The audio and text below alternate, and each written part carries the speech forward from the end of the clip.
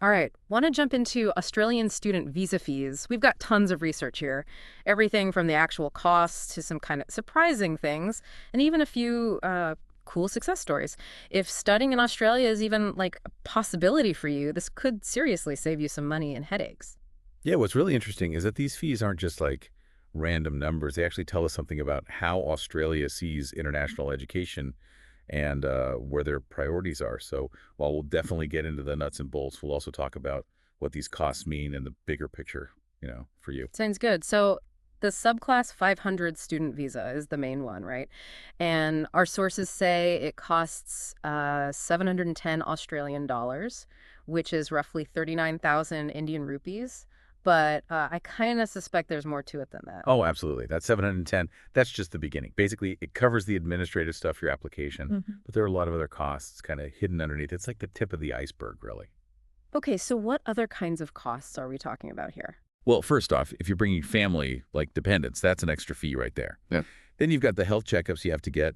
Those can be anywhere from 150 to 300 Australian dollars. Biometrics, that's another 100, 120 or so. And don't forget about police clearances. That could be another, let's say, 20 to $50. Wow, okay. That's way more than just that initial 710. It's starting to feel like a real investment. Is there like a reason for all these extra fees? Is it just like bureaucracy or something? It's not just red tape. There are some global trends going on here, like those health checkup fees. That's partly because healthcare costs are going up all over the world. And the biometrics and police clearances, that's because of this global focus on security. So even these smaller fees are tied to some dear things happening. That's a really interesting way to look at it. Yeah, it's easy to just get stuck on the numbers, but there's a whole context behind them, right? But okay, before we get too lost in the costs, is there anything we can do to like keep those costs down? Definitely some smart things you can do. Like applying early can help you avoid those late fees. And if you really double check your application to make sure there aren't any mistakes, that can save you from having to reapply and pay all over again. Right, that makes sense. Anything else?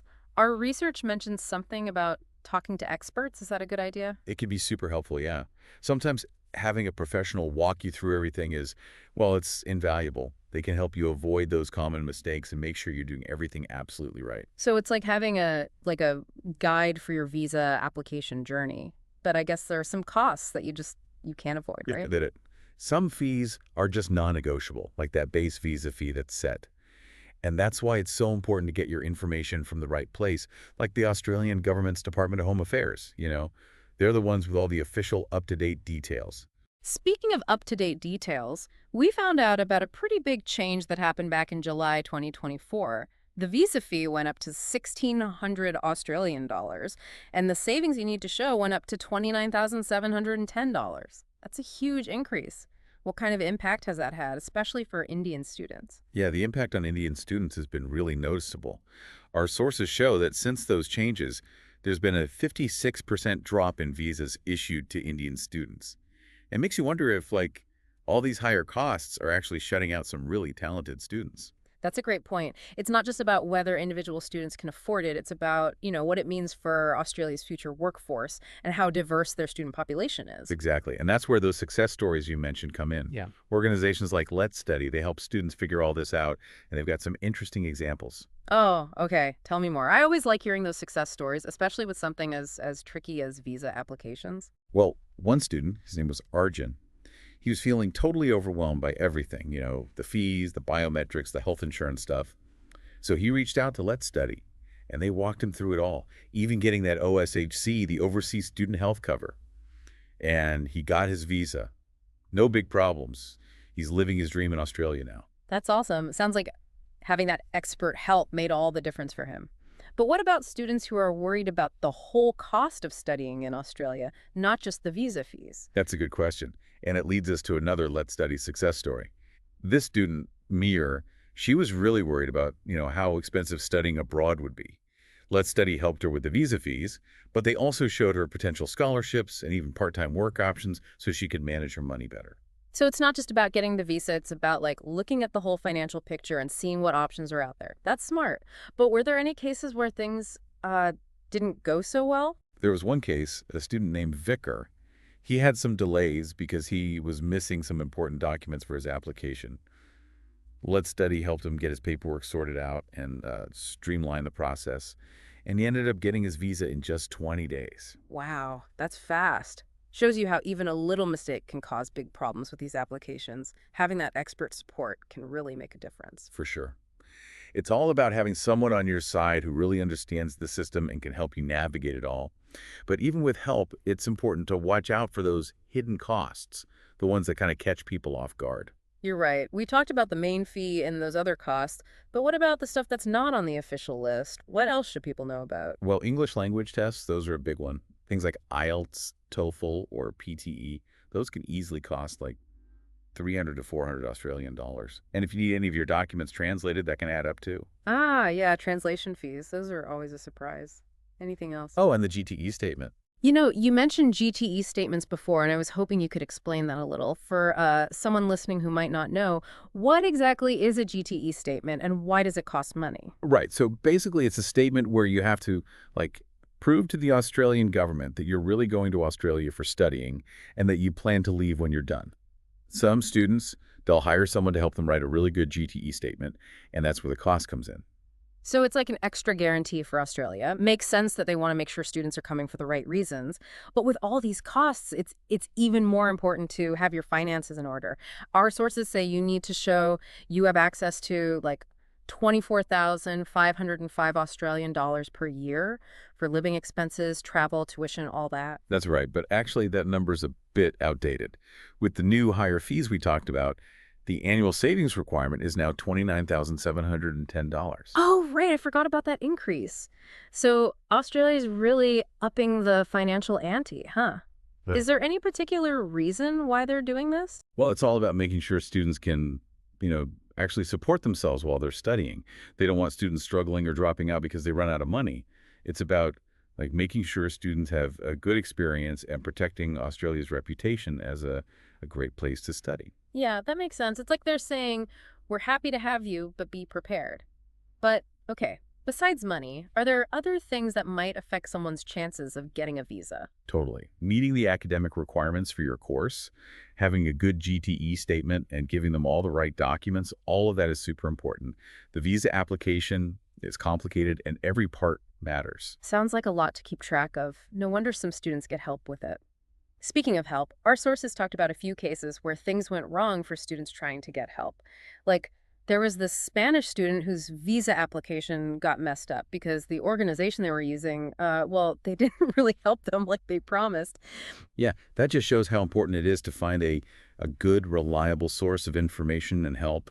Not all organizations are the same. Some just don't have the experience or the resources to really support students. It's like a minefield out there. Students really need to do their homework and choose carefully. But even if you prepare and get good help, things can still go wrong. Right. You're right. The visa process can be unpredictable. There are always those unexpected bumps in the road. That's why it's so important to stay informed, be proactive, and don't be afraid to ask questions and get help when you need it. Speaking of staying informed, let's go back to those recent changes in Australia's student visa policies. We talked about how it's affecting Indian students, but what about the bigger picture? What's going on there? Well, it seems like Australia's been dealing with a big increase in student visa applications lately. It's put a lot of pressure on their processing systems. Hmm. So now there are longer wait times, and they're looking at applications much more closely. So it's that classic supply and demand thing. The more people want something, the harder it is to get. But what about that 56% drop in visas for Indian students? Is that just part of this trend, or is there something else going on? That's the big question, and it's caused a lot of debate. Some people think that these higher fees and tougher financial requirements are like accidentally making it harder for students from developing countries like India to study in Australia. They're saying it's making Australia less accessible to students who, have always been a big part of their education system. That's a good point. It's not just about the numbers, it's about what those numbers mean. Are we seeing any reaction from these countries or even from people within Australia? Yeah, definitely. The Indian government, they've apparently raised concerns about how this is affecting their students, and they've started talking to Australia about it. And inside Australia, there's concern too from universities and businesses. They're worried that these changes could hurt Australia's reputation as a welcoming place for international students. They think it might make Australia less competitive, globally, and that it could hurt their economy. Wow. So it's a really complicated situation with a lot of different angles. It'll be interesting to see how it all plays out. But let's get back to the practical stuff for a minute. Hmm. We've talked about the costs, the requirements, the potential problems, but how do you actually pay those fees? What's that process like? That's a great question, and it's a key part of the application. Let's talk about the different ways to pay and some things to remember. Okay, sounds good. So how do you actually pay these Australian student visa fees? I doubt it's like mailing a check or anything. No, not anymore. Everything's online now. It's much easier. Usually you can just pay online using a credit card, a debit card, or uh, PayPal. Those are the most common ways. Yeah, that makes sense. Online payments are pretty much the standard for everything these days. But what if you're already in Australia and you want to pay, like, locally? Oh, you can definitely do that. Australia has this system called BPAY. It's basically their bill payment platform. If you have an Australian bank account, you can just use BPAY to pay your visa fees. So they've got it all covered. Okay, so here's a thought. Do any of these payment methods have, like, extra fees? You know, those transaction fees or currency exchange things that can sometimes pop up. That's a really good point. Some payment providers, especially if you're paying from another country, might add some fees. It's always best to check with your bank or your payment provider first to see if there are any extra costs.